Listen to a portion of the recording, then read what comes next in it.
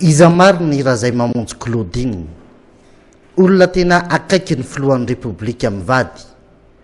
Izy no tompony lakle hatramin'izay.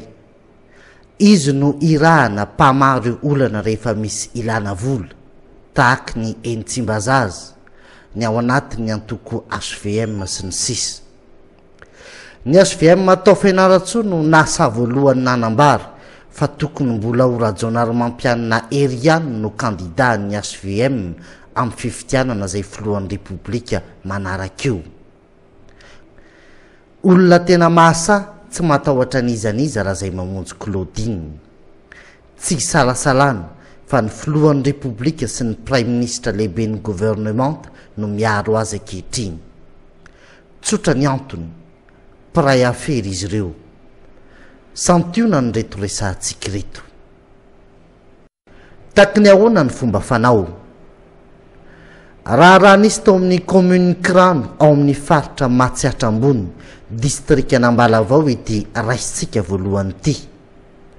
Avy ao ny tena fievindra matoa Claudine Razaimamonjy. Vola mitentina 1,5 tapitrisa ariary mahery no nalefa tao amin'ny commune io tamin'ny taona 2012. Tafiditra ao anatin'ilay antsoina hoe subvention exceptionnelle. Rehefa tonga tao amin'ny kitapom-bolan'ny commune io vola io dia nasaina navadika tamin'ny kontin'olo-kafa. Izany antsoina hoe ranesti zany. Tsy izy ty ranesti ty fa anada andramatoa Claudine Razaimamonjy, be ny tanàna ny Kirano. Tak'izao ny fanambarana nataon'ireo olona mpiara-miasa aminy nanoloana ny mpanao fanadihadiana. Tsy misy prosedura narahana fa dia avy hatrany dia nafindra tamin'ny compte ranesta ny vola. Nifindra tokoa io vola be io. Zara raha ny ampahefatry ny vola kory anefa no nanaovana ny asa no lazainy. Ohatra ty commune Krano ty, fa tahak'izany ihany koa ny tao Ambomahamasina, raha tena nalaza. Nanaraka avy eo ny tao Port Berger. Mitovy hatrany ny zava-misy. Ny ministra ny fanampariam-pahefana, ny prime ministre lehibe ny gouvernementa ankehitriny no mamoaka ny antsoina hoe subvention exceptionnelle ho an'ny commune. Fanampiana manokana omenan'ny commune izy io amin'ny fanamboarana, na fanavozana, na fananganana fotodrafitrasa. Avoaka ny vola. Rehefa tafavoaka ny vola dia atao ny asa. Tsy misy tolobidy fa orinasa tsy fantabeviana ny manao ny asa. Avy eo, milatsaka ny telefônina na ny baiko milaza fa tokony afindra ny vola na aloha ny asa vita n'ilay orinasa tsy fantatra. Ohatra amin'ny baiko midiny ity tao Ambomahamasina ity. Madame Claudine nanony antsoa nampanao ny virement fa tsy nanaika. Avy eo dia andriamatoa ministra no ny baiko ahy hoe arao ny baikoko. Ohatrinona ary izavy ireo commune nanaovana ny raharaha. Lava ny listra.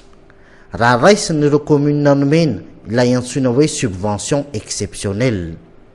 Raha ity listra ampelantanana ity dia nahatratra 530 nisan'ireo commune nanerana ny nosy nahazo ny subvention exceptionnelle nanomboka ny taona 2012 ka hatramin'ny 2012. Ity listra ity dia efa miparitaka amin'ireo tambazotra tserasera taoriny ny fipoahan'ny raharaha Claudine Razaimamonjy. Vola be tsy toko tsy foroany. Firy milara tamin'ireo ny voahodikodina ka mahavoaroroy andramatoa Claudine Razaimamonjy. Mba hahafahantsika mahazo sary an-tsaina dia ity misy ohatra ray. Ohatra tao Ambomahamasina.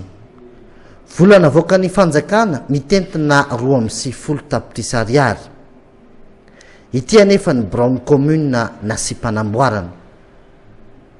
Tahak'izao ny asa vita. Dia tahak'izany ihany koa ny tao Port Berger. Nitentina 2,50 tapitrisa ariary ny vola navoaka. Ity ilay trampokon'olona namboarina. Ny taona 2012 nahitana antota taratasy hafahafa momba n'ity subvention exceptionnelle ity. Misy faritra Sofia, district Sofia, commune Sofia.